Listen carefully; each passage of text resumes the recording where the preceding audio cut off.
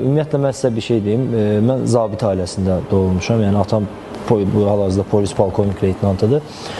Əmim polis generalıdır. Yəni, mən paqonun nə olduğunu yaxşı bilirəm. Həyatımda bir neçə dəfə möhkəm həyəcanlanmışam. Bərk həyəcanım olubdur. İlk dəfə Cənab Prezidentin qarşısında 2015-ci ildə çıxış edəndə idi. Yəni, o qədər həyəcanlanmışdım ki, yəni, yarış vaxtı, mən bilirsiniz, yarış vaxtı həyəcanı idarə edən adamım, çox həyəcanlanmışdım. Baxmayaraq, mən dostlarımın dediyi kimi danışmaqda sazam, amma Cənab Prezidentin qarşısına çıxış etməyə dəhşətli dərəcə həyəcanlanmışdım. İlk dəfə o idi. Həyatımda ikinci dəfə də həyəcanlanmağım, belə möhkəm həyəcanlanmaq insan qarşısında təbii ki, oldu bu axırıncı dəfə mənə paqonlar təqdim ediləndə, bəli, kapitan paqon, biz Cənab General Polkovnik Baş Qərargah rəisi Kərim Vəliyevin qəbulunda gözləyirdik ki, qəbuluna girəcəyik. Bilirsiniz, girəndə yəni sadə bir şey